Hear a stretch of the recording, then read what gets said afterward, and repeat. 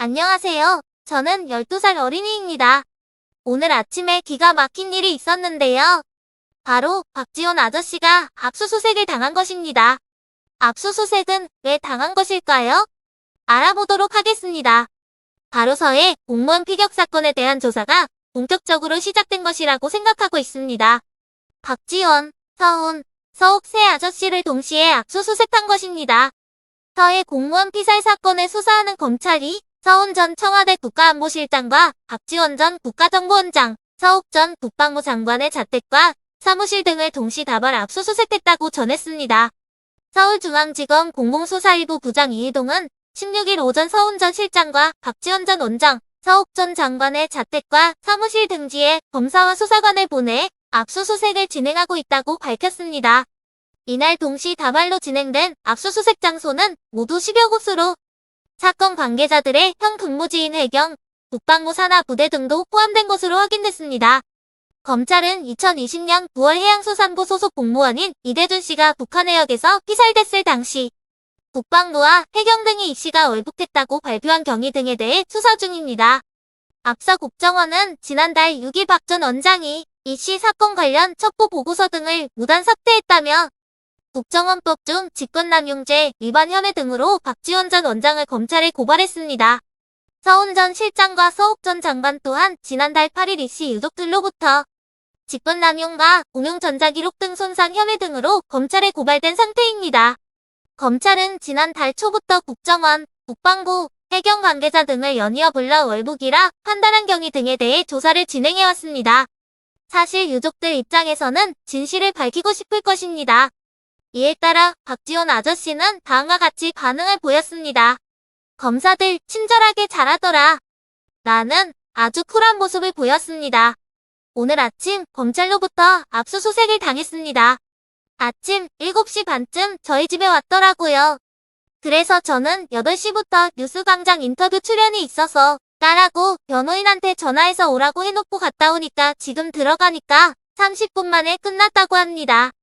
특히 국정원에서 저를 고발해서 제가 국정원 어떤 비밀 문건을 가지고 나왔는가, 이걸 보고 압수수색하지 않는가 이렇게 생각했는데 가져간 것은 제 휴대전화, 그리고 수첩, 일정 등이 적혀있는 5건 가져갔다고.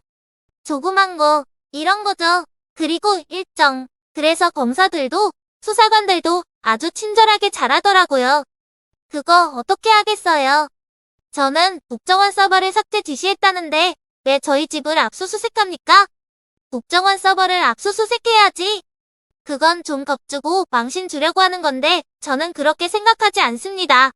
제가 국정원을 개혁한 사람을 정치 개입하지 말라고 해서. 지금 YTN도 과거의 국정원과 현재의 국정원 얼마나 달라졌습니까?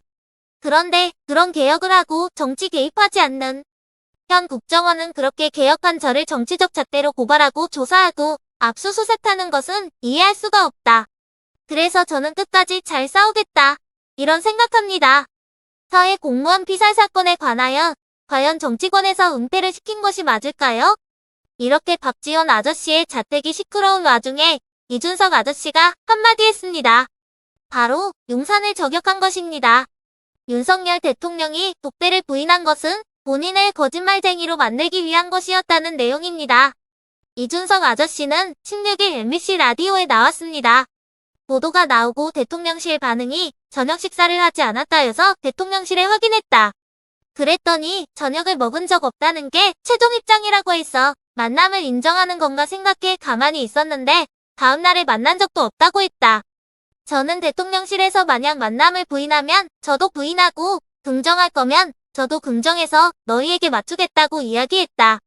자기들 하고 싶은 대로 다 하게 했는데 마지막 결론은 이준석 거짓말쟁이 만들기를 위한 작전으로 갔다. 피상적으로는 서로 예우했다.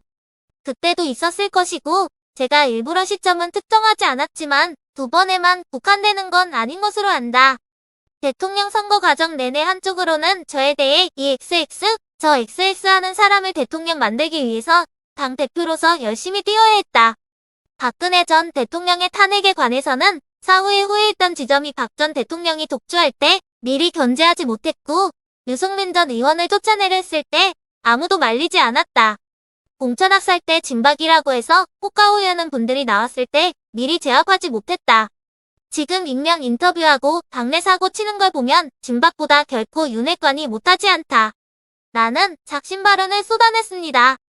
한편 이재명 아저씨는 79.69%라는 압도적인 지지율을 보여주고 있는데요. 서해 공무원 사건이 정리되고 다시 판세를 보아야 할 것입니다. 여러분들의 생각은 어떠하신가요? 댓글로 남겨주시기 바랍니다. 오늘도 시청해주셔서 감사합니다. 대한민국이 밝은 세상이 되기를 바라는 밝은 세상이었습니다.